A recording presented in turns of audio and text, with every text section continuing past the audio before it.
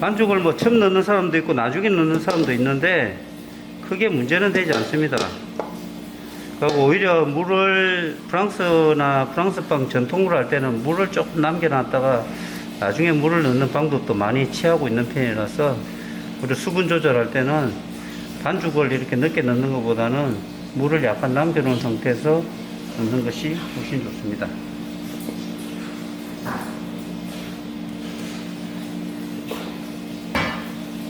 자, 이렇게 하고 물을 좀 집어넣을게요. 물은 약간만 남겨 놓겠습니다. 물은 약간만 남겨 놨어요. 물은 조금 남아 있어야지 나중에 반죽 대기를 조정한다든지 이럴 때 좋겠죠. 다시 믹서기를 돌리도록 하겠습니다. 스파이럴 믹서기의 장점은 마찰열을 줄일 수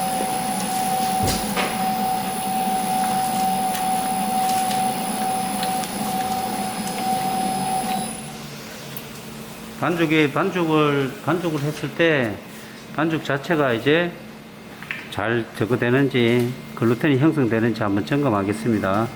아직 글루텐이 많이 형성 안 돼 있죠. 그래서 글루텐이 형성되려면 조금 더 있어야 된다는 거 여러분들이 보면 알겠습니다. 자, 반죽 대기는 조금 더 물을 넣어도 되는 정도의 그런 반죽이에요. 그래서 아까 수율 남았던 것을 조금 넣도록 하겠습니다.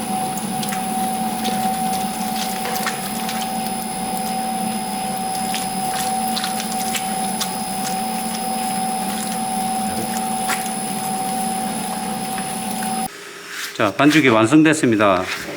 반죽 자체를 이제 접기를 할 건데 좀 동글레 패기를 해가지고 동글동글하게 반죽이 탱글탱글 해야 되겠죠. 그래서 반죽을 밀어 편 다음에 준비된 그릇에다가 바닥에다 약간 밀가루 뿌려주고요. 하고 발효하면 됩니다. 자, 25도나 27도 정도 되는 발효실에서 발효를 할 거고, 발효가 끝나고 나면 일단 다시 와서 좀 발효실로 이동하도록 하겠습니다. 들어왔습니다. 발효실에 지금 온도가 상당히 낮은 온도고, 발효실에서 이제 연포를 덮은 다음에 연포를 덮어 가지고 발효실에서 30분 정도 발효하도록 하겠습니다.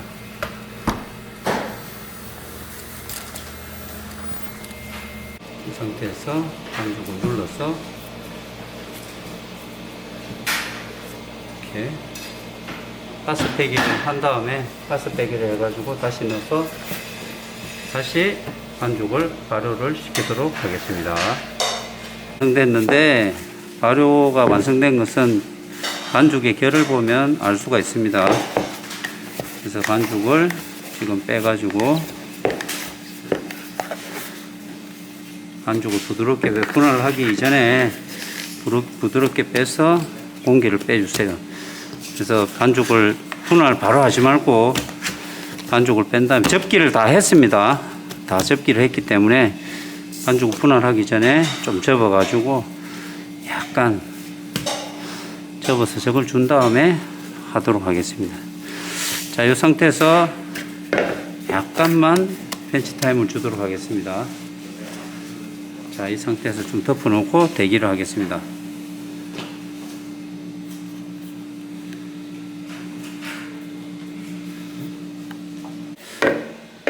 자, 발효가 완성됐습니다. 발효에 맞춰가지고 300g을 계량할 거예요.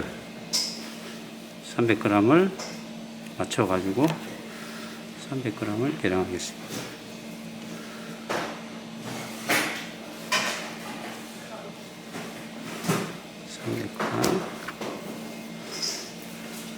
칼도 안 나가. 330.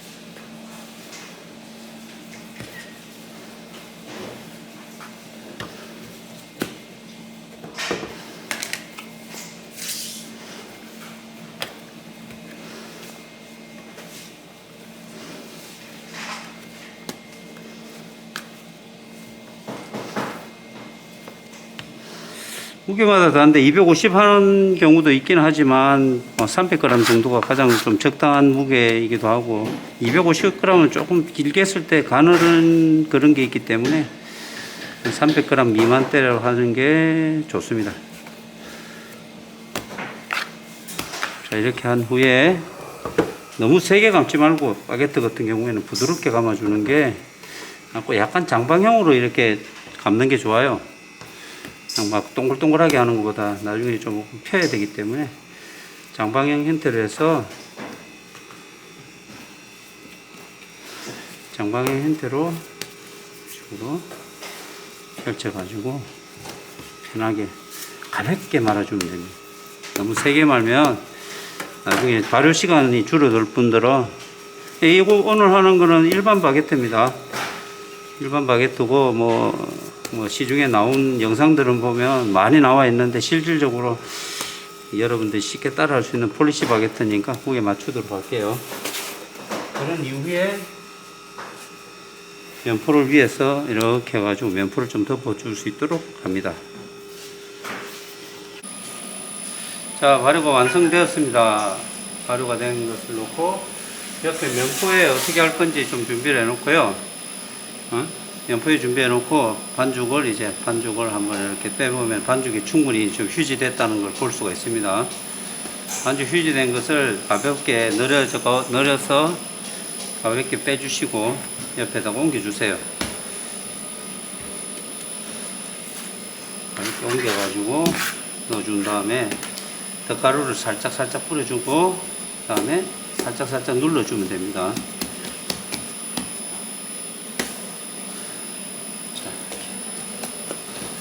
눌러가지고 편 다음에 눌러줍니다. 자, 이런 형태로 해서 빠질 수 있게 준비하면 되죠. 자, 뒤에는 뭐 가볍게 붙이면 되고, 자, 이 상태에서 가볍게 밀어주면 됩니다. 이렇게. 자, 이래가 트위스트 하듯이 이렇게 꼬아주면 좀 더 잘 늘어날 수 있고, 옆에 크러스트 부분을 동그랗게 하는 경우도 있고, 길쭉하게 하는 경우도 있는데, 이게 얇으면 크러스트한 부분을 좋아하면 끝을 좀 얇게 밀어주시고, 그러지 않다 그러면 평균적으로 해서 한 두 가지 아주 가는 거, 중간 거 이렇게 보통 하는 편입니다. 자, 밀가루를 가볍게 털어주시고요. 가볍게 털어주고, 이 접은 면이 위로 향하게끔 해서 넣어주세요. 접은 면이 위로 가게끔 이렇게 놔주고, 그 다음에 살짝 당겨서 3분의 1만 덮어주세요. 자, 한 번 더 하겠습니다. 자, 이렇게 펼친 다음에 가볍게 눌러주시고, 공기를 빼주시고, 그 다음에 뒤집어서 접어주세요. 자, 뒤집어서 접어주고, 뒤집어서 접어주세요. 그 다음에 주먹으로 살짝 눌러서 많이 누르는 경우도 있고 안 누르는 경우도 있는데 적당한 크기로 해서 비벼주면 됩니다. 이렇게 해가지고 살짝 비벼주면 아주 예쁜 빵이 나올 수가 있습니다.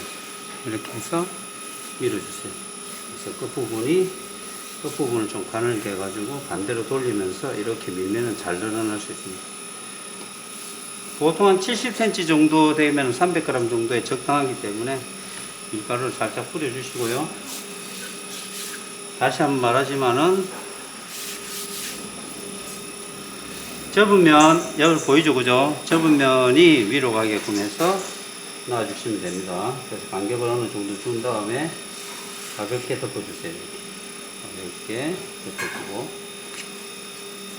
또 다시 이렇게 놓은 상태에서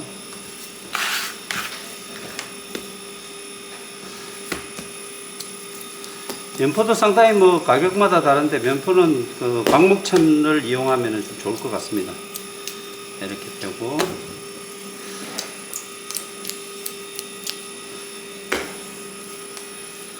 이스트는 레드라고 해서 보통 우리가 많이 쓰는 이스트, 드라이스트 사용했습니다. 자, 이렇게 해서 약간 접어주고요. 그 다음에 가운데서부터 해서 추가게 하는 경우도 있는데, 이게 얇으면 커스텀 부분을 좋아하면 끝을 좀 얇게 밀어주시고, 그렇지 않다 그러면 평균적으로 한 두 가지 아주 가는 거, 중간 거 이렇게 보통 하는 편입니다. 자, 밀가루를 가볍게 털어주시고요. 가볍게 털어주고, 이 접은 면이 위로 향하게끔 해서 넣어주세요. 접은 면이 위로 가게끔 이렇게 놔두고, 그 다음에 살짝 당겨서 3분의 1만 덮어주세요. 자, 한번 더 하겠습니다. 자, 이렇게 펼친 다음에 가볍게 눌러주시고, 공기를 빼주시고, 그 다음에 뒤집어서 접어주세요. 접어주고,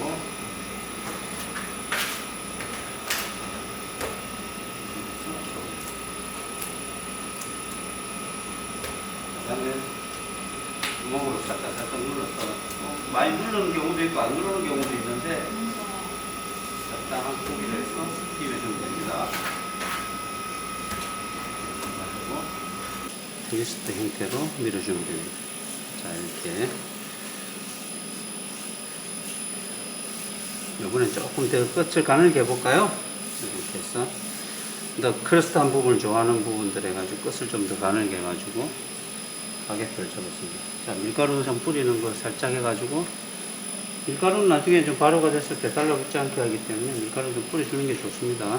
바닥면을 위로 향하게 해가지고, 대부분 뭐 바닥면을 밑으로 향하게 하는 경우도 있는데, 보통 평균적으로는 바닥면을 위로 해야지 나중에 구울 때 좀 편한 부분들이 있습니다. 다시 덮어주고,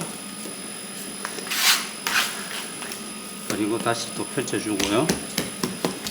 펼쳐준 상태에서 펼쳐가지고 접어주세요.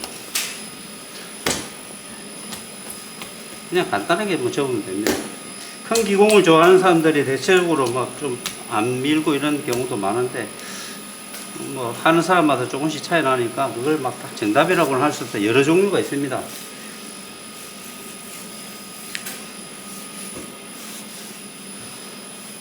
자, 이렇게 해서 이렇게 트위스트 꼬듯이 이렇게 밀면 잘 밀려요. 그냥 막 계속 이렇게 밀면 찢어지지만, 이렇게 회전하듯이 밀어주면 잘 밀리게 되어 있습니다.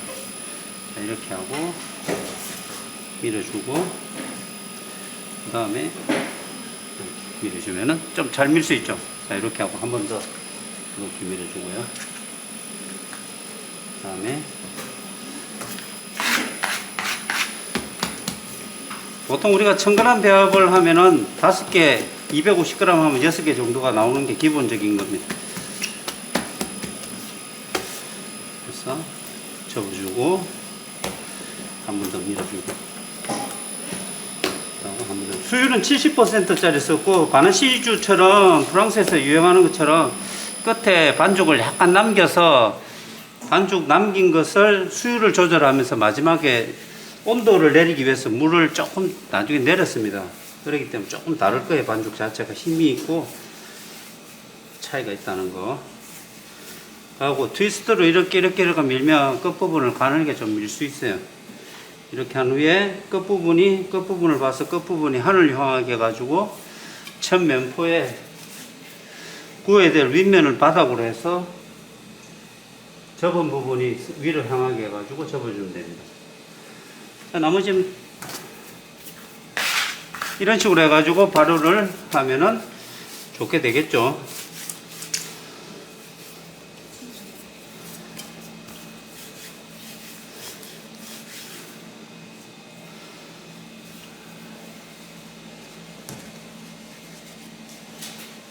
자, 이런 식으로 해서 실온에서 다시 덮어놓고 30분간 넣는데, 저는 보통 발효실에, 지금 낮은 온도 발효실에서 30분 정도 발효한 이후에 냉장고에서 30분간 발효를 시켜가지고 저온 숙성을 시킨 다음에 오븐 스프링을 극대화 시키려고 아마 구울 겁니다. 이런 형태로 다시 발효실에 들어가도록 하겠습니다. 컷. 것을 수율을 조절하면서 마지막에 온도를 내리기 위해서 물을 조금 나중에 내렸습니다. 그렇기 때문에 조금 다를 거예요. 반죽 자체가 힘이 있고 차이가 있다는 거.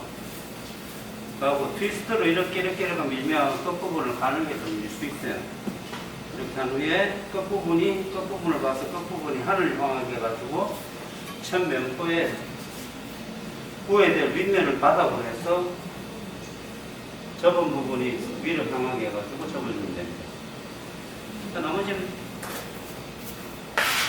이런 식으로 해가지고 가루를 하면은 좋게 되겠죠.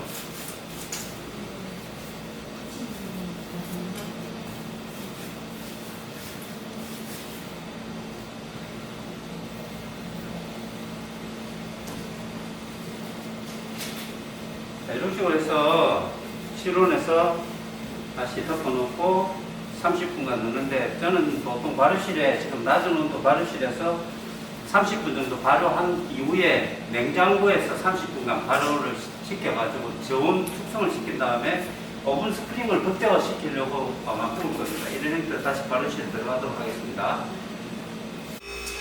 자, 30분 지났습니다. 30분 후에 지금부터는 냉동실로 이동할 거예요. 자, 30분 지난 반죽, 발효된 반죽입니다. 한번 보시면 발효가 지금 다 되어 있어요. 자, 지금부터 냉동실 들어갈 때 표면을 말려야 되기 때문에 위에 끝 위에 이제 덮지는 않겠습니다. 자, 이 상태에서 이거 30분 정도 지나면 위에 표면이 차가워지면서 위에 표면에서 냉각이 되어가지고 표면을 잘랐을 때 오븐 스프링이 더 세게 나옵니다.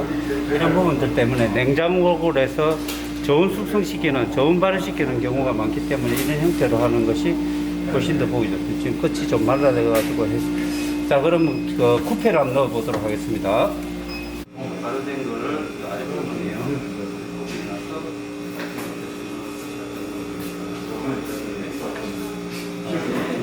땡겨가지고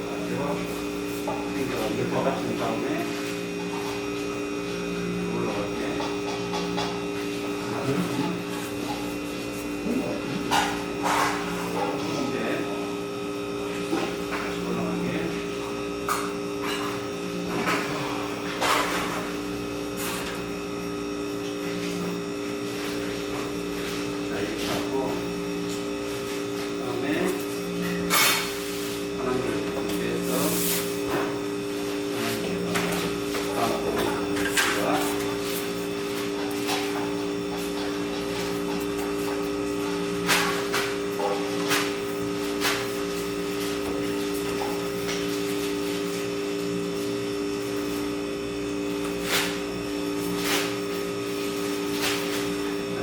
상태로 만들었습니다.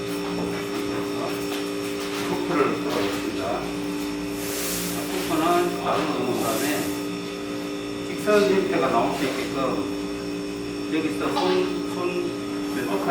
왼쪽칼 가지고 위에서부터 아래로 해서 직선 놓고 3분의 1 지점에서 다시 여기가 3분의 1 지점에서 나왔습니다. 처음에 이렇게 해서 칼을 약간 세우고 손목은 뭐 하게 달려있지, 손목을 약간 제껴놓은 상태에서 살짝 들어서 빨리 가는 거예요. 그 다음 다시 여기 3분의 1 지점에서 또 3분의 1 지점에서 3분의 1 지점에서 다시 한번 더 하도록 하겠습니다. 조금 당겨가지고 냉장고로 들어가겠습니다. 자,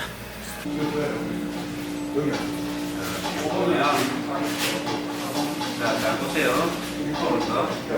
이 지점에서 대각선으로 끝까지 오고, 그 다음 끝까지 오고, 끝까지 오고, 끝까지 가겠습니다. 그래서 손목을 약간 굽혀주는 상태에서 그냥 가볍게 해가지고 손 건너서 자, 가죠. 그 다음 여기서부터 3분의 1 지점에서 다시 끝까지. 그 다음 3분의 1 지점에서 다시 끝까지. 다시 끝까지. 마찬가지. 여기서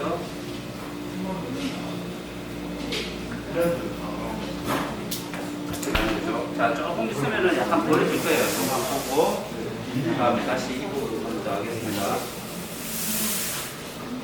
그래서 다시 잡은 다음에 여기서부터 팔이 올렸습니다. 일직선으로 끊었죠. 그 다음에 위에서부터.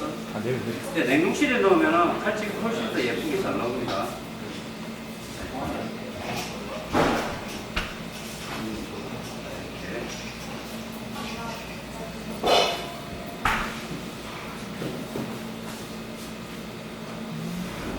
이런 식으로 쿠퍼를 넣으면 되겠습니다. 자, 이 상태에서 오븐에 들어가서 오븐을 사용하도록 하겠습니다. 자, 이게 한번 보면, 자, 잘 보세요. 한 번 더. 이 지점에서 대각선으로 끝까지 오고, 그 다음 끝까지 오고, 끝까지 오고, 끝까지 가겠습니다. 그래서 손목은 약간 굽혀준 상태에서 그냥 가볍게 해가지고 일직선 끝나 생각하고 이렇게 간 거. 자, 갔죠? 그 다음에 여기서부터 3분의 1 지점에서 다시 끝까지. 그 다음 3분의 1 지점에서 다시 끝까지. 다시 끝까지. 자, 마찬가지. 여기서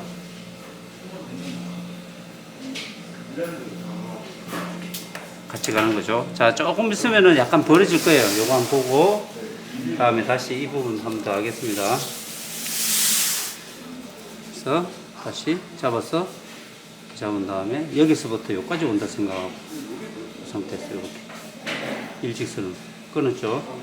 그 다음에 위에서부터 이제 냉동실에 넣으면 칼집이 훨씬 더 예쁘게 잘 나옵니다. 자, 이렇게. 자, 이렇게.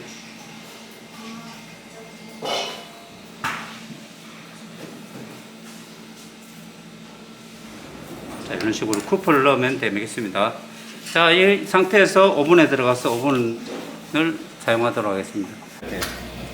그래서 스팀을 먼저 깊게 해가지고 스팀을 좀 먼저 주세요. 그래서 스팀이 위에 길처럼 올라올 때까지를 만들어야 됩니다. 그래서 왜 스팀을 주냐 그러면 이 안에가 메말라 있으면 오븐 껍질이, 빵 껍질이 말라버리기 때문에 마르면 이제 오븐 스프링이 잘 안 일어나기 때문에 그렇게 하고, 자, 이렇게 한 이후에 컨베어가 있으면 컨베어를 쓰면 좋겠지만 컨베어가 없다면 이런 형태로 넣어주면 됩니다. 자, 이렇게 해가지고 자, 집어넣고 다시 문을 좀 닫아가지고 스팀이 충분한지 안 충분한지 봤는데 충분히 조금 작은 것 같아요. 그래서 스팀 조금만 더 줄게요.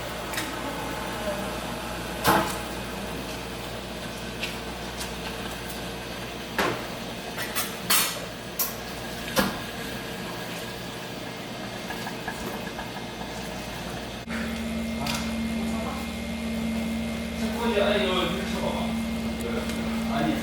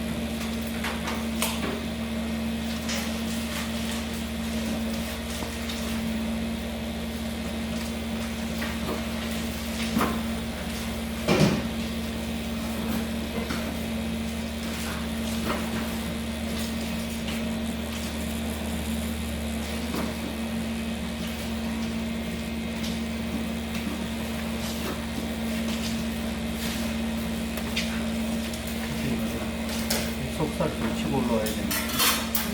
속을 붙이고 착 쳐야 되겠죠.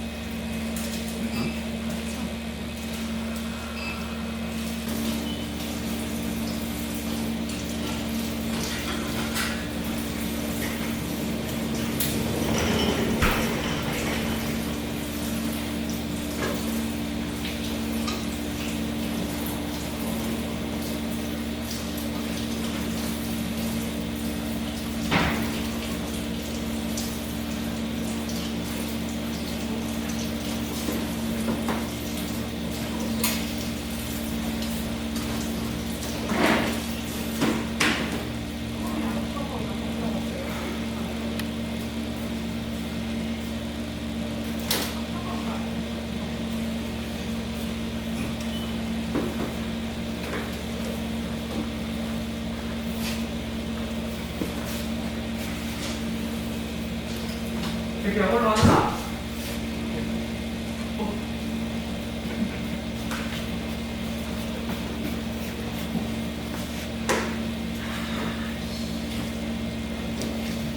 물에 놨었거든.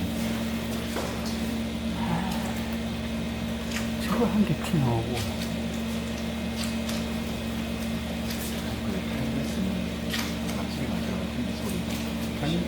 맞다. 그럼 얘기해도 되잖아요. 됐다. 끓어야지. 바게트가 완성됐습니다. 쿠퍼가 뭐 제대로 좀 모양이 어떤 라운드도 있고, 그 다음에 뭐 여러 형태로 나오긴 나왔는데, 반죽에 따라서 쿠퍼의 방식도 좀 다른 편이고, 쿠퍼의 스타일도 좀 다른 편입니다. 매우, 단면 안 잘라서 보여드리고 있습니다.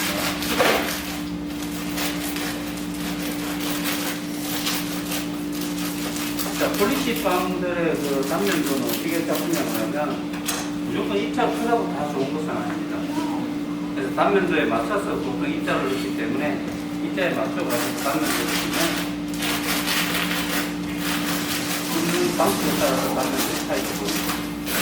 오븐에 따라서 조금 차이가 날 수 있어서 약간의 차이는 보이지만 그 내상이라든지 전체적인 스펀지나 밖에 있는 크러스트라든지 이런 부분들은 만수가 좀 높은 걸로 판단됩니다. 자, 여러분도 이 스파게티에 한번 도전해 보시고, 여러분들이 봤을 때 큰 내상, 작은 내상이 있는데, 여기서 반죽이 좀 다르다는 점은, 발효를 시켜가지고, 발효를 27도, 28도에 30분을 발효, 2차 발효를 30분을 했었고, 다시 냉장고에서, 5도씨 냉장고에서 30도 정도 발효했다는 게 조금 차이점입니다. 그분들 여러분 보고, 여기는 온도가 조금 낮았었는데, 그래도 다이슨 쿠퍼라든지 이런 부분들은 냉장 상태에서 쿠퍼가 상당히 잘 치고 올라오는 그런 역할을 볼 수가 있었어요. 그런 것들 여러분들 한번 보면은 빵을 다시 만들 수 있지 않나 생각합니다. 자, 여러분 마치겠습니다.